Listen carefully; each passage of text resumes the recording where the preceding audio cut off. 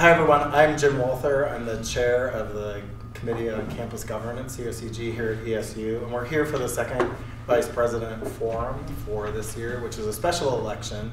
And so the candidates in front of us are Dr. Greg Schneider, professor in history from the University of, his PhD is from the University of Illinois at Chicago.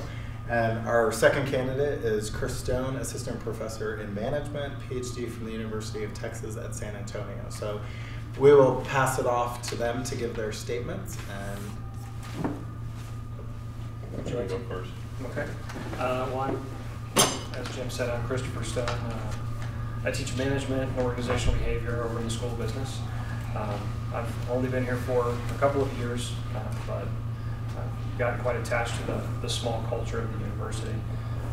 My personal interests, personal and professional interests, include things like process improvement, and so I'm naturally drawn to these types of environments where I can participate in improving procedures, improving policy, just generally to make ESU better. I was asked by a colleague to throw my name in the hat for this, so here I am.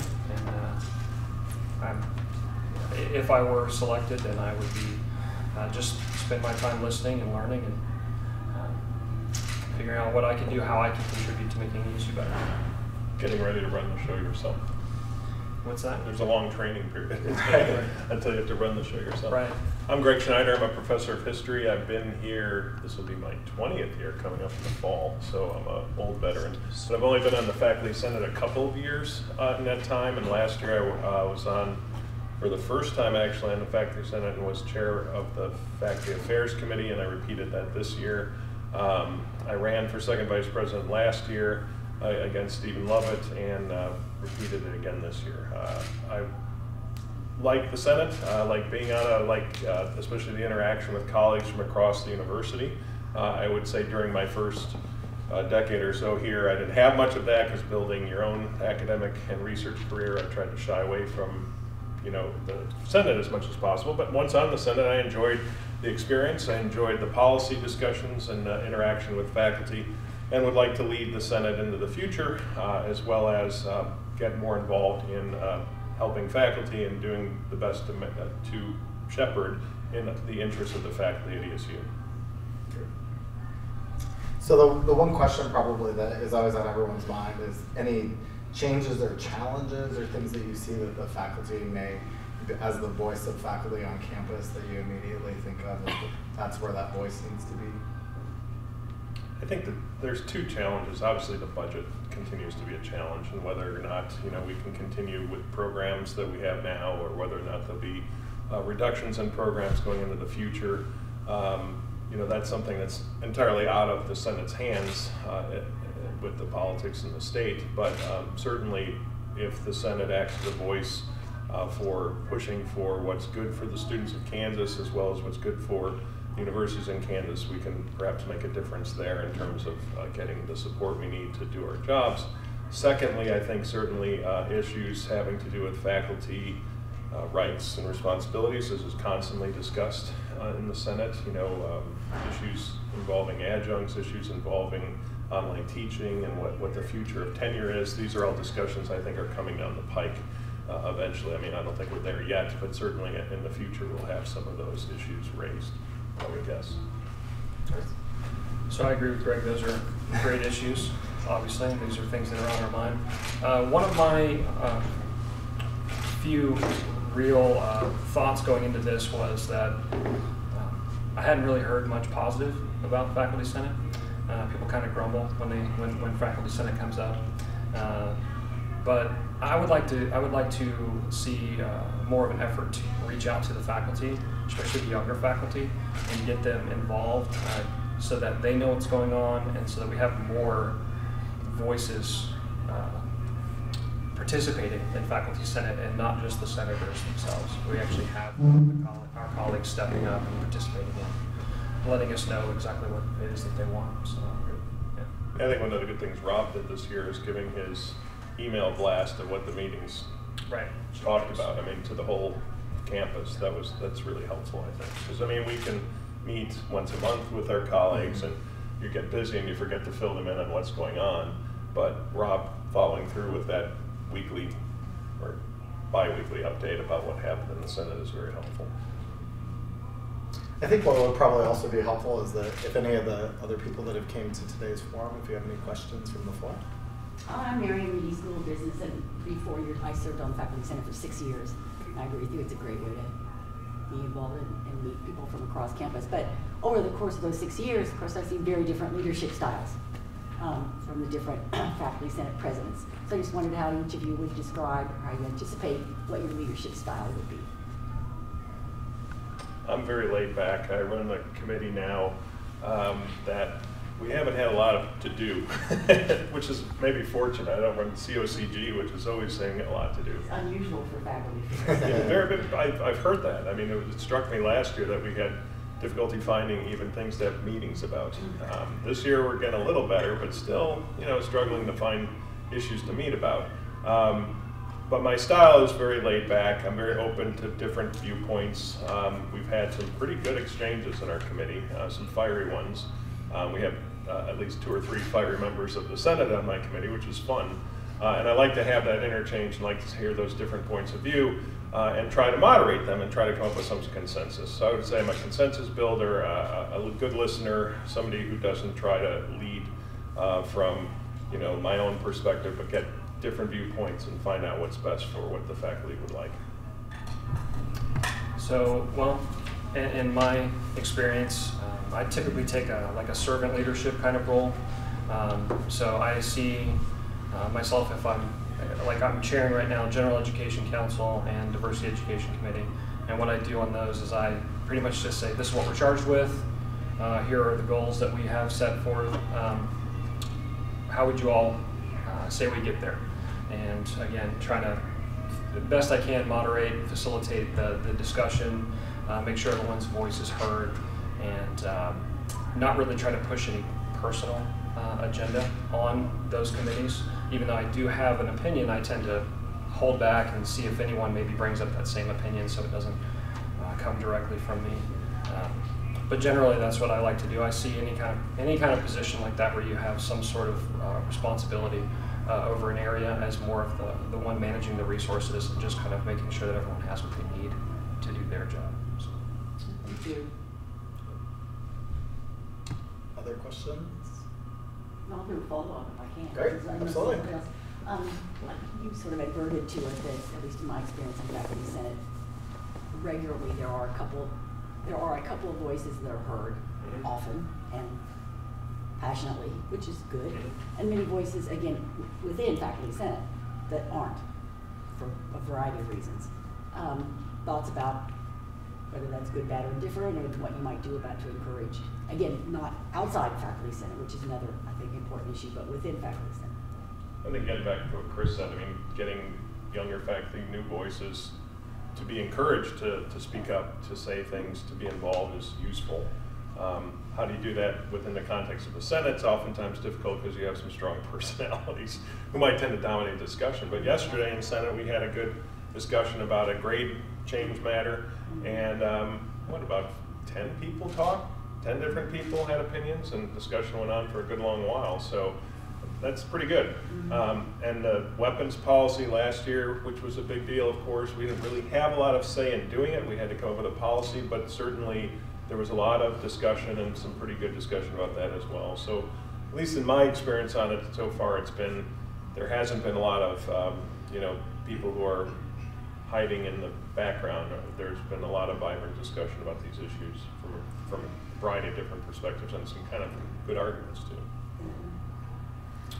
So one of my best classes that I took throughout grad school was a philosophy class. It was an ethics class. And I was told in that class that if you raise your voice, it means that you don't know what you're talking about. And you don't know how to use logic. Now, I understand that some people get really excited, get really passionate about things, and they do raise their voice. And so I don't necessarily always agree with that statement. But I think it's important to let everyone speak, let everyone have a voice, to encourage the quieter voices to speak up as well. And also, just from my background studying behavior, in these types of situations, I like to listen to those strong voices and then help sort of translate if you will, what it is they're trying to get across. Because I find that sometimes we're all really arguing about the same thing and all in the same direction. We're just saying it in a different way, and we're not all quite agreeing. I was in a committee meeting where there was a very vibrant discussion about assessment. Everyone was really saying the same thing, but in a different way. So just sort of helping to kind of facilitate that, and again, making sure that everybody is heard. Without actually being in the situation, it's hard to say how I would handle it exactly, but I am no stranger to strong personalities, so I'm comfortable with that. Thank you. Other questions from the floor? Sure. My name is Ed Bashaw. I'm the Dean of the School of Business. You know, one of the things I think at a healthy university, and I think we are at a healthy university, let me say it that way as well, is the relationship between the faculty and administration. Obviously, I'm, as they say, gone to the dark side. I'm on the administration. But what would you see the role between the faculty senate has in shared governance and how that ought to play out in Emporia State? Very strong. I mean, I think that there's certainly again, in the time I've been involved in the Senate, I mean, I know some history from the past. You always hear about there were administrations in the past that didn't quite believe in what the Senate stood for and didn't use the Senate the way they should. I've had no problems with the current administration on this in my role in committees. I mean, there's differences of opinion, clearly, between administrators and faculty on certain matters, but I think that there's a strong belief in shared governance coming from President Garrett and from David Cordell as well on a number of issues. I think it's very important to have that kind of mutual respect and to develop it and to work to develop it, because it is a task that you have to work at, certainly, and would be more than comfortable in doing that. I agree with Greg. I think it's important to maintain a respectful relationship, to build that relationship, and to not try to create a divide between the faculty and administration. I've gone to open forums where students and faculty are speaking out on a variety of topics. Diversity and inclusion was one that we had over the last year or so, and heard some fiery comments about faculty versus administration. And I don't think it's healthy to have that sort of environment. That's not going to get us anywhere. So doing anything that we can to help just create a good, respectful dialogue between the faculty governance and the administration so that we can actually get things done. Thank you. Other questions? As I was reading the emails, one of the responsibilities, I believe, correct me if I'm wrong, for this position is to represent ESU to the Board of Regents. So what is your vision to represent ESU to Board of Regents, and do you foresee any change? How would you represent ESU? Well, so one of the comments that I heard was, you know, it's an especially important position, like you said, because we will be representing ESU at the Board of Regents, and one of the side comments I heard was, we want to make sure that we don't make ESU look stupid, and I agree with that. That's important, right? We don't want to make ESU look bad. As far as what's involved in that role, without having been in Senate yet, I don't know what that role will entail, but I think it's important to understand that we are in front of all of our other institutions when we're serving in that role. So we have to be, not that we wouldn't already be on our best behavior, but we want to put our best foot forward when we're. From what I understand, it's by the time the second vice president for this election is president with 2 years time, then we're the rotation that heads up COFIPS, which is the President's Council for the Regents. And so we're the ones who have to be the representative for all the Regents schools to KBOR. Again, I'm with Chris. I don't know what the specifics are involved in that.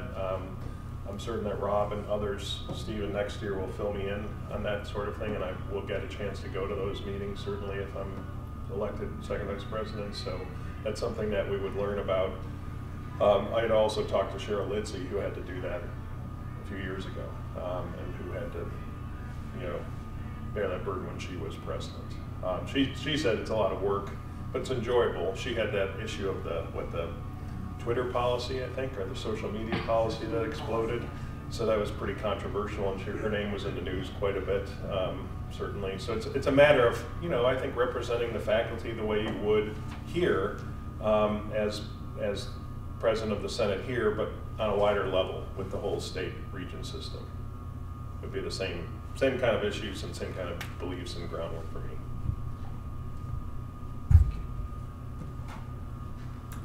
Other questions?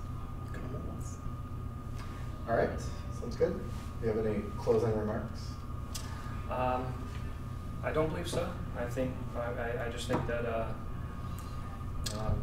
you know, either one of us would. It sounds like we agree a lot, so I think either one of us would do a good job in the position, and I look forward to the opportunity if so chosen. So.